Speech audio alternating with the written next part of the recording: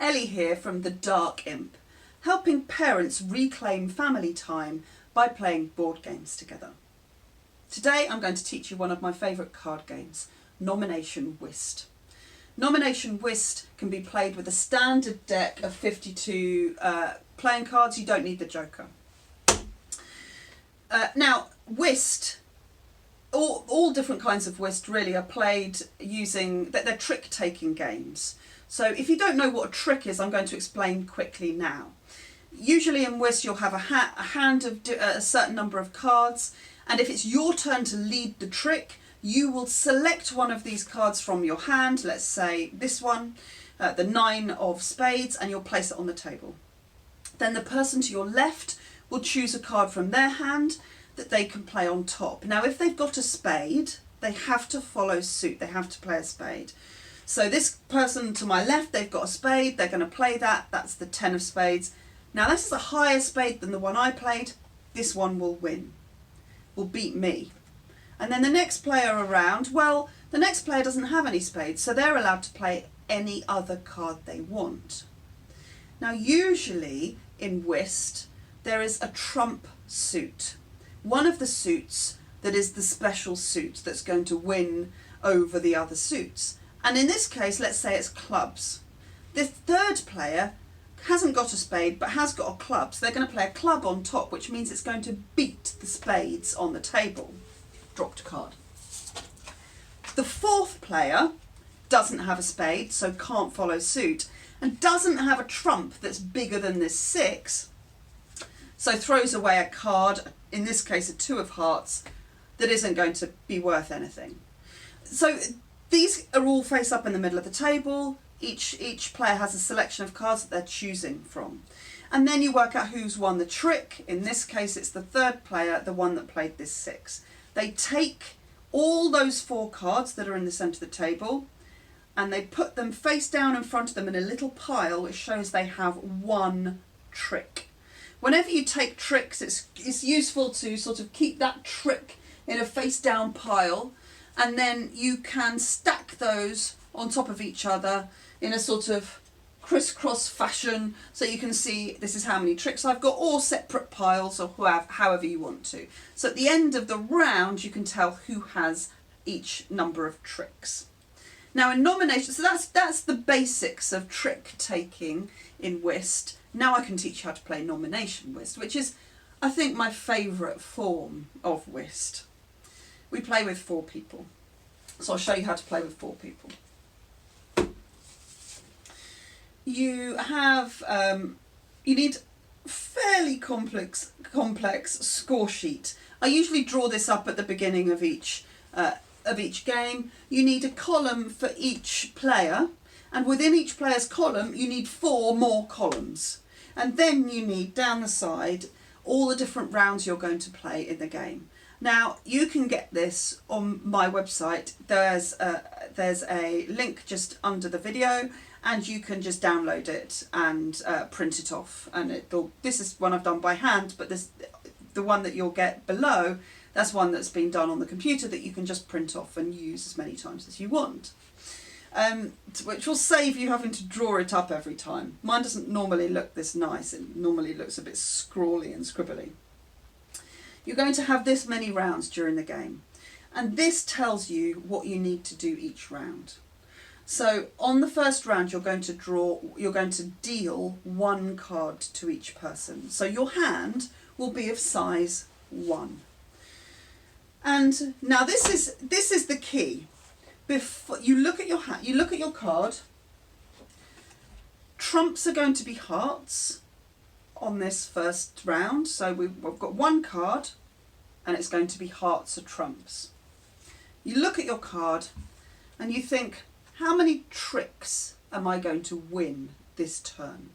Now on the first round there's only 1, so the answer is going to be 1 or 0, however many you think you're going to win.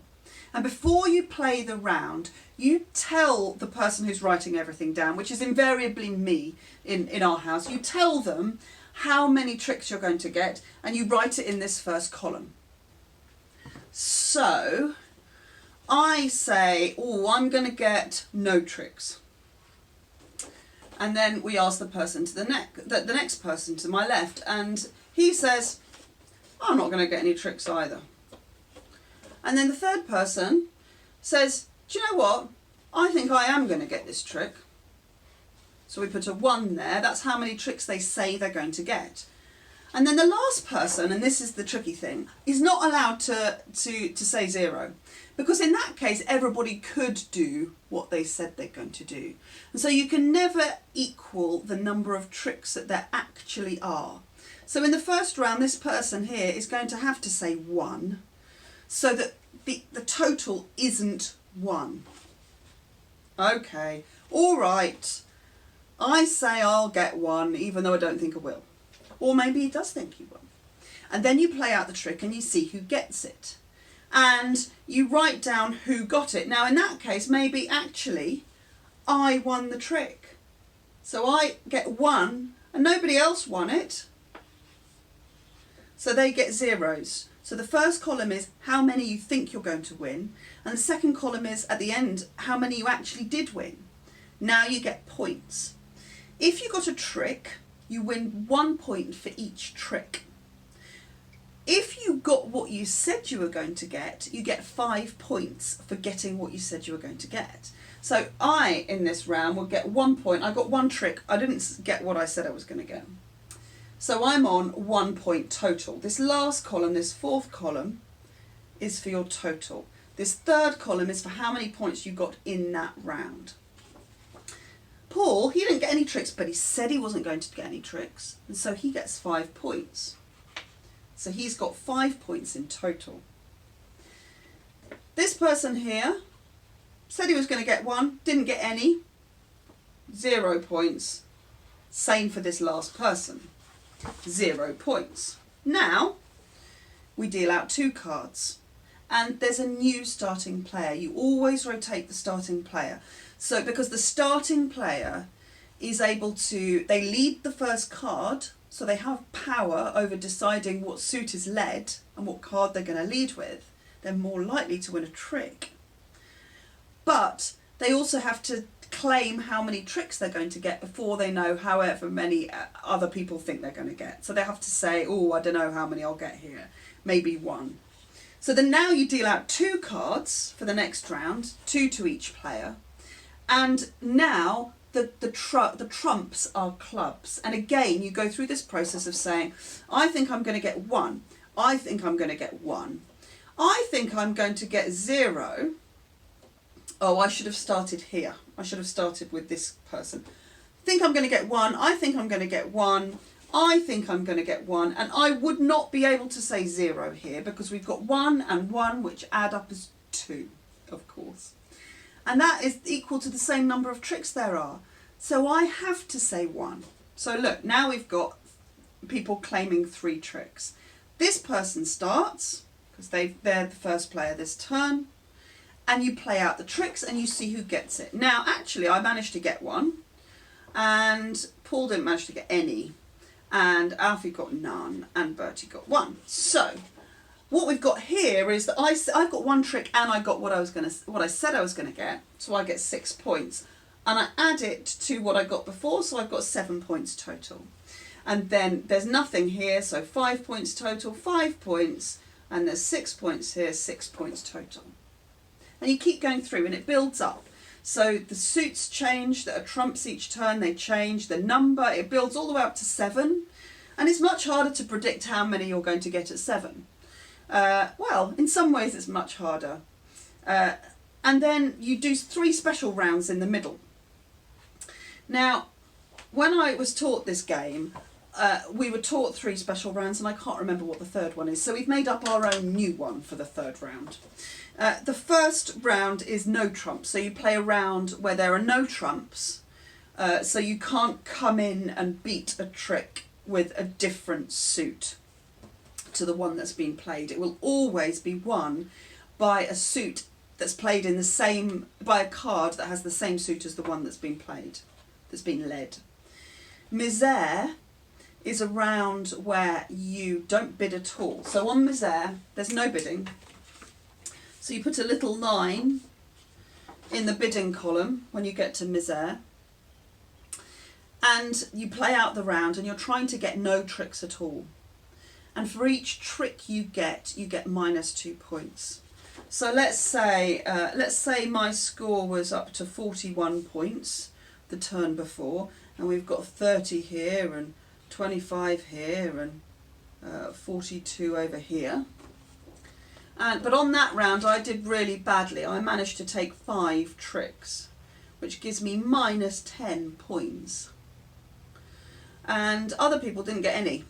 2 other people didn't get any, and 1 person got 2, which gets -4 points.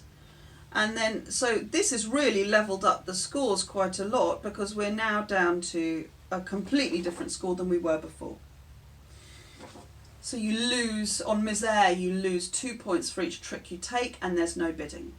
This third special round is the one that we made up, which is that you grab some paper and you write on different pieces of paper 0, 1, 2 and 3. You scrumple them all up, everybody takes 1 piece of paper at random, and that is your forced bid. So if you get the piece of paper that says 3, you have to try and win 3 tricks. If you get the piece of paper that says 0, you have to try and win no tricks. You don't get to choose what you bid, but you are bidding before you take the round, and you have to try and get that number of tricks. It doesn't add up to 7, it adds up to 6.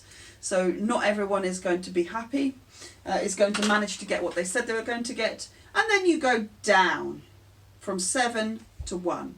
And then at the end you're going to count, you're going to look at your total score, and that's who's won, the person with the most points at the end of the game.